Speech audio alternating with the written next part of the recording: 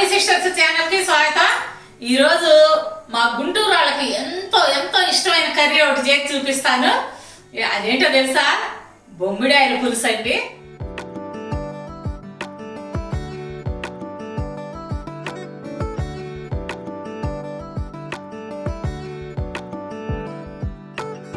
చాలా టేస్టీగా ఉంటది. ఇప్పుడు గోదావరి జిల్లా వాళ్ళకి పులుసు చేప ఎట్లాగో మా గుంటూరు జిల్లా ఈ చుట్టుపక్కల వాళ్ళకి బొమ్మిడాయల పులుసు అంత ఫేమస్. ఎన్ని విధాలుగా అయినా వండుకోవచ్చండి. పచ్చి చేపలు అనేది చాలా టేస్టీగా ఉంటాయి. మనం వండే విధానంలో ఉంటది ఆ రుచి అంతా. చేపల మీద ఒక సామెత కూడా ఉందండి. చేప అంటే ఉడికి చెడిందంట, మాంసం ఉడక్క చెడిందంట. అంటే మాంసం అన్న ఉడకపోతే రుచి ఉండదు.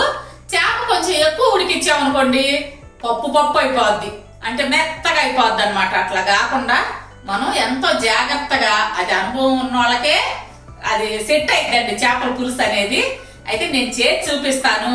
అదే విధంగా చేసుకొని ఎంత టేస్టీగా ఉందో నాకు చెప్పాలి. ఈ బొమ్మిడాయల గురించి ఇంకొక మాట చెప్తాను. ఈ రోజుల్లో పిల్లలకి బొమ్మిడాయలు అంటే పెద్ద తెలియకపోవచ్చు. మా తరంలో అయితే, అంటే మా ఏజ్ వాళ్ళకి బాగా తెలుస్తుంది. ఈ రోజుల్లో పిల్లలు తప్పనిసరిగా బొమ్మిడాయలు తెచ్చుకొని నేను చెప్పిన విధంగా వండుకొని తిని చూడండి. అసలు వదిలిపెట్టరు. ఇంకా మిగతా చేపలన్నీ పక్కన నెట్టేస్తారు, బొమ్మిడాయలే వండుకుంటుంటారు ఎప్పుడు కూడా. ముందుగా కావాల్సింది బొమ్మిడాయ చేపలు. ఇవి చూడండి ఈ విధంగా ఉంటాయి. ఇది నాటు అన్నమాట. దాసరి బొమ్మిడాయలు అని ఉంటాయి, అవి తెచ్చుకోబాకండి. అవి అంత టేస్ట్ ఉండవు. అవి ఎలా గుర్తుపట్టాలంటే, మీరు వీటి మీద ఇట్లా మచ్చలు ఉంటాయి, నల్లగా పెద్ద పెద్ద స్టారు అంటే రౌండ్ షేప్లో మచ్చలు ఉంటాయి. అవి దాసరి బొమ్మిడాయలు. ఇలా ప్లెయిన్గా ఉండేవి చూడండి, ఇవి నాటు బొమ్మిడాయి. ఇవి ఈ సైజు ఉంటాయి, బాగా పెద్ద సైజు కూడా ఉంటాయి. వీటిని శుభ్రంగా క్లీన్ చేసుకున్న తర్వాత మనం ఒక్క నిమ్మకాయ ఇట్లా రసం పిండుకోండి. అంటే నీచు వాసన లేకుండా ఉండటం కోసం అన్నమాట. క్లీన్ చేసుకోవాలి కదా చేపలు. అందులో తగినంత ఉప్పు, అంటే 2 స్పూన్లు వేసుకోండి ఉప్పు.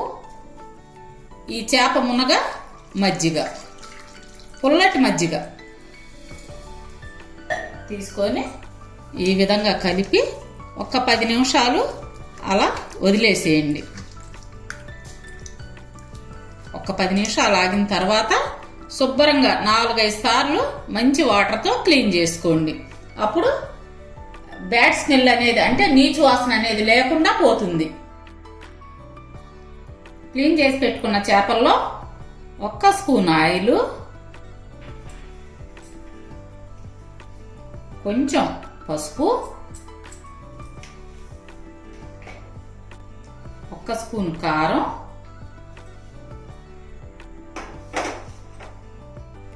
1 స్పూను ఉప్పు వేసి బాగా కలిపి పక్కన ఉంచుకుందాం.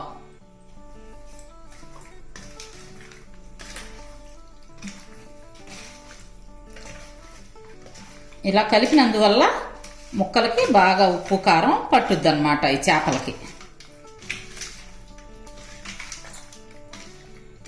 చేప ముక్కలకి అన్ని పట్టించాం కదా, ఈ గిన్నె పక్కన పెట్టేసుకుందాము.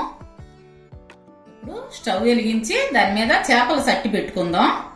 మాకు చేపల సట్టి అని అంటారండి, అంటే గిన్నె అని అర్థం. మా గుంటూరు భాషలో చేపల సట్టి. తగినంత ఆయిల్. ఈ చేపల కూరకి కొంచెం ఆయిల్ ఎక్కువే పట్టిద్ది, మీరు చూసుకొని వేసుకోండి మీ ఇష్టాన్ని బట్టి. మీడియం ఫ్లేమ్ పెట్టుకోండి. నూనె కాగిన తర్వాత కొంచెం మెంతులు, చిటికెడు చాలు మెంతులు, 1 కప్పు సన్నగా తరిగిన ఉల్లిపాయ ముక్కలు. ఈ సైజు ఉల్లిపాయ తీసుకున్నాను.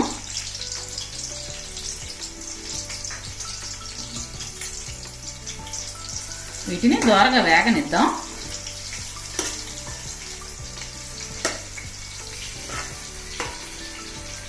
భుజం ఏంది ఇంత పెద్ద సట్టి పెట్టింది అనుకుంటున్నారా?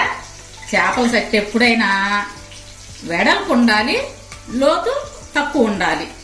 వెడల్పు అంటే ముక్క ముక్క తగలకుండా ఉంటుంది అన్నమాట. ఇరుగ్గా ఉందనుకోండి అంతా చిదురు చిదురు అయిపోతుంది ఆ చేప ముక్క అనేది.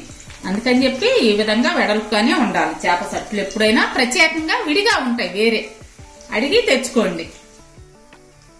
ఇప్పుడు ఉల్లిపాయలు ఈ విధంగా మగ్గిన తర్వాత 1 స్పూను ధనియా పౌడర్, 1 స్పూను జీరా పౌడర్,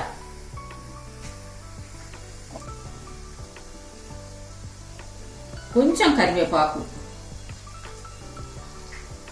వేసి కొంచెం వేగనిద్దాం.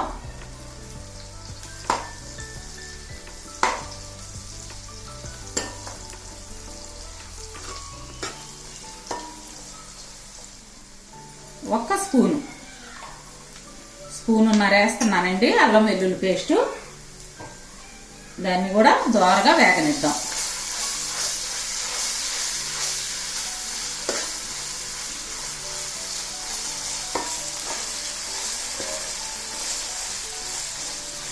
ఏదైనా మీడియం ఫ్లేమ్ మీదే వేగనీయండమ్మా, బాగా రుచి ఉంటుంది. హై ఫ్లేమ్ పెడితే వెంటనే వేగకుండా మామిడి వచ్చేస్తుంది. అట్లా కాకుండా మీడియం ఫ్లేమే పెట్టుకోండి తాలింపు ఎప్పుడైనా కానీ. అల్లం వెల్లుల్లి పేస్ట్ కొంచెం పచ్చివాసన పోయిన తర్వాత టమాటా ప్యూరీ, 2 టమాటాలు ఈ మీడియం సైజు తీసుకొని మెత్తగా గ్రైండ్ చేసుకున్నాను, అది వేద్దాం. వేసి బాగా కలవనిద్దాం. ఈ విధంగా ఇది కూడా బాగా వేగనివ్వాలి.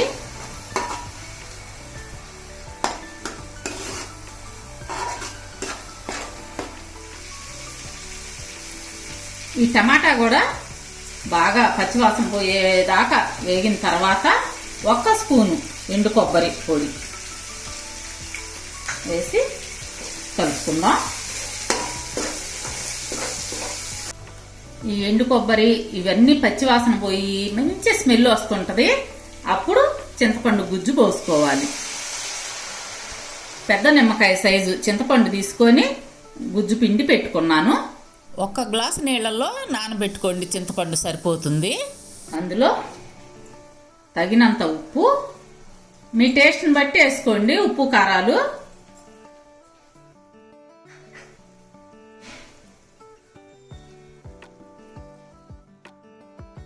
కారం, ఇదిగోండి మా గుంటూరు కారం.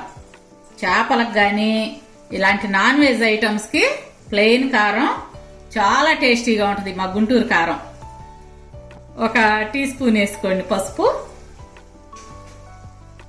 ఈ చేపలకి వచ్చేసరికి మసాలా కారం బాగుండదు, నా అంత ముడి కారమే అన్నమాట, ప్లెయిన్ కారమే బాగుంటుంది. ఈ పులుసు కొంచెం ఉడకనిద్దాము.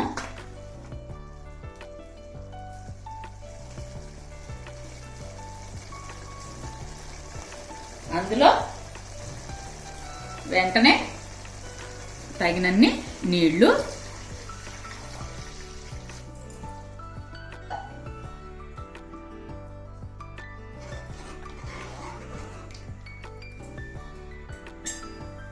ఏడు పచ్చిమిర్చి చీలికలు,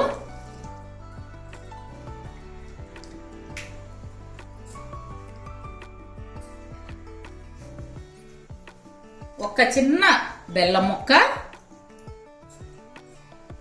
ఏంటి చేపల పులుసు ఏంటి బుజ్జమ్మ బెల్లం వేస్తుంది ఏంటి అనుకోబాకండి, చాలా టేస్ట్ ఉంటుంది. ఇంత చాలు, కేజీ చేపలకి ఇంత బెల్లం ముక్క చాలు, చిన్నది. ఇప్పుడు మూత పెట్టి ఈ పులుసుని మరగనిద్దాం. ఈ పులుసు మరుగుతుంది కదా, ఇప్పుడు ఉప్పు కారం చెక్ చేసుకోండి. చేసుకొని ఏమన్నా పడితే ఇప్పుడు వేసేసుకోండి.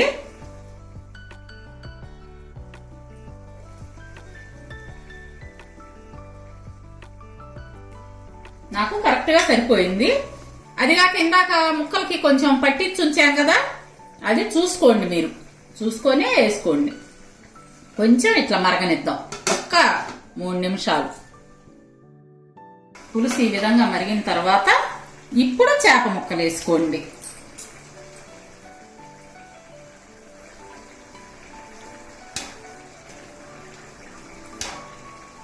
ఒక చేపకు ఒకటి తగలకుండా చక్కగా ఈ విధంగా వేసుకోండి. ఇలా పేర్చుకుంటూ పెట్టుకోండి.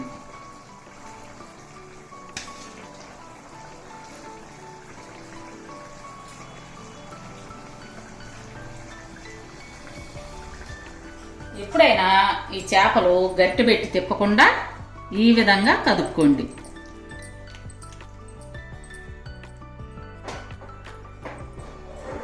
చేప గట్టి పెట్టి తిప్పితే పాడైపోతుంది. ఇప్పుడు మూత పెట్టుకొని ఉడికించుకుందాం. ఇప్పుడు ఎంతవరకు వచ్చిందో చూద్దాం. 5 నిమిషాల తర్వాత అన్నమాట. అదిగోండి ఉడికింది. ఇప్పుడు సిమ్లో పెట్టుకోవాలి. అందులో ఒక 1/2 టీ స్పూన్ గరం మసాలా, కొత్తిమీర,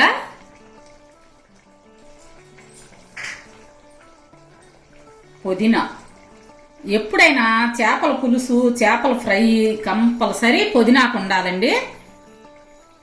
పుదీనాకు పడితేనే ఆ చేపకి మంచి టేస్ట్ వస్తుంది. పచ్చి చేపలకి పుదీనాకు, కొంచెం బెల్లం ముక్క కంపల్సరీ వేసుకోండి. ఇవన్నీ వేసిన తర్వాత కొంచెం నూనె తేలే వరకు మూత పెట్టి ఉంచుకుందాం. ఫైనల్లో మాత్రం సిమ్లోనే ఉండాలండి గ్యాస్, మీడియం ఫ్లేమ్ మాత్రం ఉండకూడదు.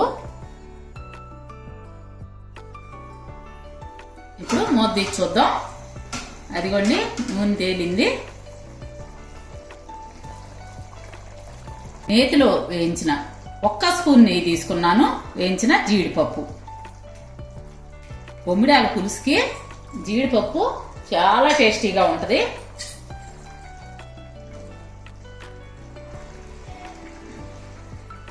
ఇప్పుడు మూత పెట్టి స్టవ్ కట్టేసుకుందాం. వేరే బౌల్లోకి మార్చుకుందాం. ఇంత సట్టి చూపించాను అనుకోండి అదిరిపోతారు. అందుకని చెప్పి చక్కగా వేరే బౌల్లోకి మార్చుకొని చూపిస్తాను. పట్టుకోలేను కదా అంత గిన్నె.